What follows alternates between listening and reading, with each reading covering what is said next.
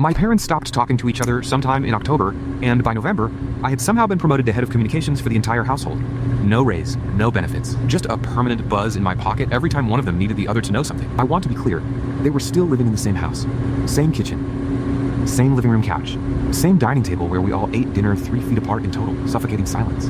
They just stopped talking to each other. Like two apps that lost Bluetooth connection and were waiting for someone to manually repair them. That someone was me. The first time it happened, I thought it was a one-off thing. Dad texted me at 7:15 a.m. on a Wednesday. "Tell your mom I need the car today." I was half asleep, eating cereal, sitting literally 6 feet from both of them. Mom was right there making coffee. Dad was right there reading something on his tablet. I looked up from my phone. I looked at Dad. I looked at Mom. I looked back at my phone. I typed back, "Dad, she's right there." He said, "Jordan, please just tell her." And that was the beginning of the end of my piece. ACT 1. The deadline.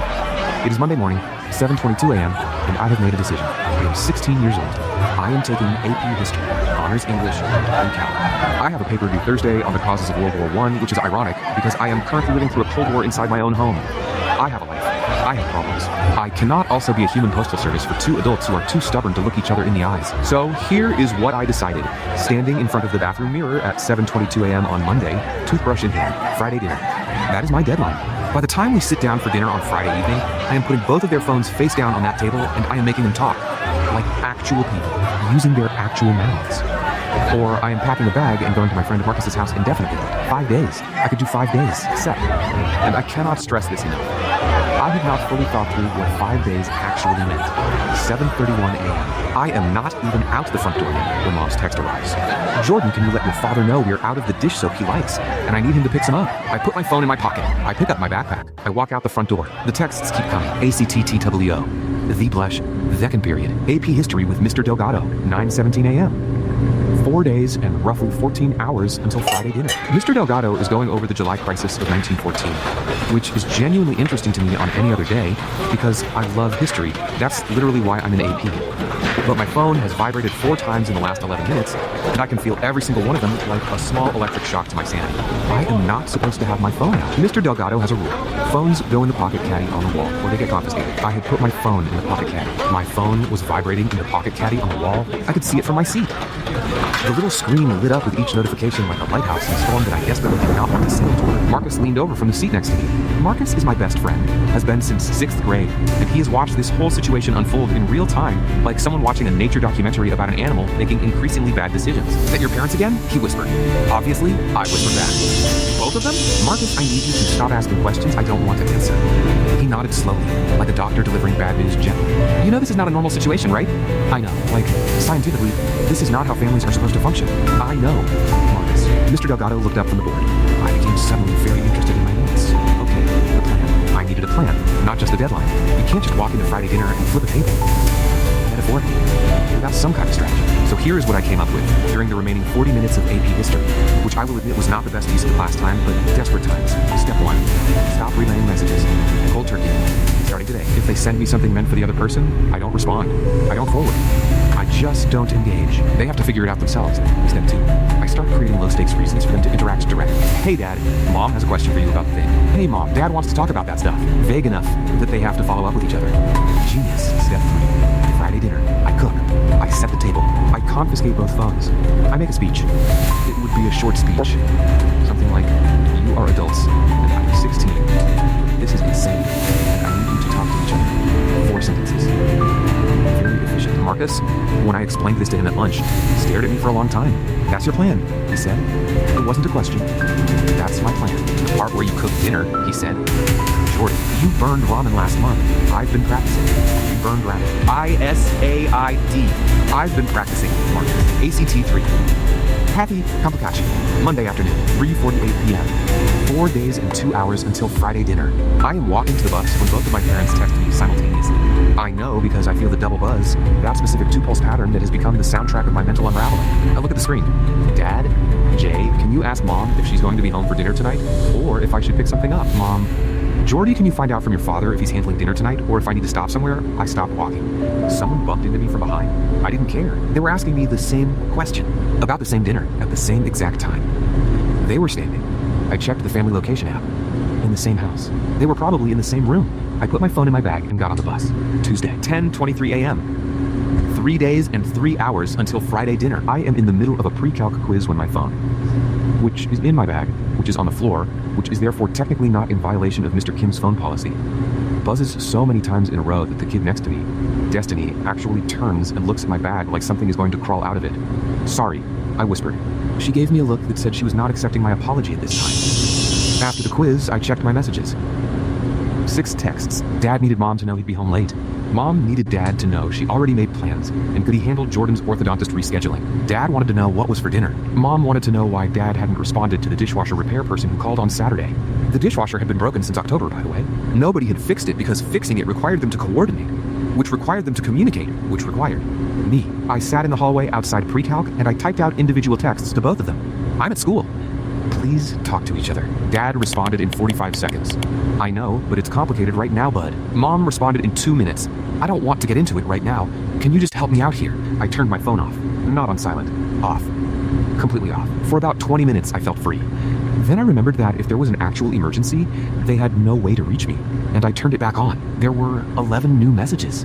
Wednesday was when the plan started falling apart in ways I had not anticipated. Step 1. Stop relaying messages. Was going fine in theory. In practice, the problem was that I lived with these people. When I got home Wednesday afternoon at 4:15, Mom was in the kitchen and looked at me with that specific expression, the one that's not quite sad and not quite angry, but sort of both at the same time, like a weather system gathering. "Did you get my texts?" she said. "Yeah." "Did you talk to your dad?" "Mom." "Jordan." "It's not a big deal. I just need to know if he..."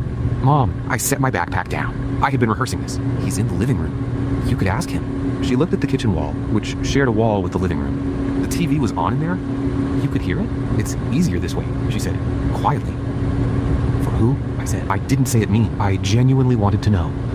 She didn't answer. She went back to chopping something. I stood there for a second, and then I went upstairs, and I sat on my bed, and I thought about how adults are really genuinely confusing sometimes. And I'm not saying that in a dismissive way. I love my parents. Both of them. That's exactly why this was so hard. Because the thing that nobody was saying, the thing vibrating underneath every forwarded text and relayed message, was that they didn't know how to start. They'd been not talking for so long that talking felt impossible. And somehow, inexplicably, I had become the safe space where all the communication flowed, because talking to me didn't require them to look at each other. I was 12 texts deep into this thought when Marcus called. "How's the plan going?" he said. "Medium," I said. "Medium good or medium bad?" "Medium." A pause. Then Marcus said, "Jordan, can I say something that you might not want to hear?" "You're going to say it anyway. The cooking part of your plan," he said. "It's Thursday tomorrow. You need to actually know what you're making." I had not figured out what I was making. Thursday, 6:45 p.m. One day and approximately 2.5 hours until Friday dinner. I am standing in the kitchen watching 3 YouTube tutorials on how to make pasta from scratch because I thought making actual homemade pasta would make the dinner feel important enough that they'd have to take it seriously. This was, as Marcus predicted when I told him, an overcorrection. 22 minutes into the first tutorial, the dough was not coming together the way the video promised. The kitchen looked like a flour explosion. My dad walked in, saw the counter, and said, "What's happening in here?" "Cooking," I said. He looked at the flour. He looked at me. He looked at the open laptop. He said, "Do you need help?" I stopped. I looked at him. My dad is not a complicated person. He's just a guy who got so deep into not knowing how to start a conversation that he made his teenager the bridge. And I think in that moment, standing in a flour-dusted kitchen at 6:45 on a Thursday, he could kind of see what he'd done. "Yeah," I said. "Actually, yeah, I do." We made pasta together. It took 1 hour and 40 minutes. It was genuinely not bad. Mom came in at one point to get a glass of water and stood in the doorway watching us for a second, and none of us said anything, but she also didn't leave immediately. It wasn't fixed, but it was something. ACT for The Warrior. Friday, 6:02 p.m. 17 minutes until dinner. The pasta is made. The table is set. I had told both of them, separately, at different times of day, so they couldn't coordinate through me. Dinner at 6:20. I cooked. Be there. They had both said they'd be there. I am standing in the kitchen at 6:02 and I have both of their phones in my hands. No, I don't mean I stole them. I mean I had asked them 10 minutes ago to put their phones on the counter so dinner could be a phone-free zone. Dad gave his up with a look that said he knew something was happening but not exactly what. Mom gave hers up slowly. The way you hand over something you're not sure you'll get back. Both phones are now face down on the kitchen counter. My own phone is in my pocket. I can feel it. At 6:09, Dad's phone buzzes face down on the counter. Neither of them is in the kitchen to see it. Just me. I don't look. I'm done looking. 6:18 p.m. 2 minutes until dinner. They are both at the table. This is not nothing. My mom is sitting in her chair, and my dad is sitting in his chair, and there is pasta in the middle, and I have made garlic bread from a bag, which is not homemade, but is also not flour on the ceiling, so I'm counting it as a win. I sit down. I look at both of them. I reach into my pocket, take out my own phone, and put it face down on the table. Then I get up, walk to the kitchen counter, pick up both of their phones, walk back, and put them face down on the table too. All 3 phones. In a row, like evidence. They both look at the phones. They look at me, I say. And I had been rehearsing this since Monday, so I know exactly what I'm saying. I'm 16. I have AP History, Honors English, and Pre-Calc. I have a paper due Tuesday and a test next Friday. I made you pasta. I need you to talk to each other. I'm not doing the texting thing anymore. I love you both. Please eat. 6 seconds of silence. I counted. Dad cleared his throat. Mom was looking at the pasta. Then, very quietly, Dad said to Mom. To Mom, not through me. To her. The pasta's good. Jordan made it last night. Mom said to Dad. To him, not relayed directly. I know. I saw. And then she said, the garlic bread is from a bag. And Dad said, I know, I can tell. And she almost smiled. And he saw it. And for just a second, they were 2 people who used to make each other laugh. And they remembered that. Or at least they caught the edge of remembering it. And I sat there watching them recalibrate toward each other by approximately 1.5 degrees. It was not a resolution. I want to be clear about that. They didn't suddenly decide everything was fine. The problems that had made them go quiet in October were still there, somewhere between the pasta bowl and the garlic bread and the 3 phones face down on the table. Adults don't fix in a dinner what took them months to break. But they talked, at the dinner table, to each other. Not through me. And when Dad asked if there was any more pasta and Mom told him to check the pot on the stove himself, it sounded almost, like how people who are figuring something out sound. I ate my pasta. I did not pick up my phone once. Monday morning, 7:31 a.m. I am by the door, backpack on. When my phone buzzes, I look at it. It's Dad. Tell your mom we need more of the dish soap she likes. I put my phone in my bag. I look at my dad, who is in the kitchen. I look at my mom, who is also in the kitchen. I open the front door. She's right there, Dad, I say. Figure it out. And I walk to the bus. I am not their IT department. I am not their customer service line. I am their kid, and I have first period in 22 minutes. And honestly, that is already enough.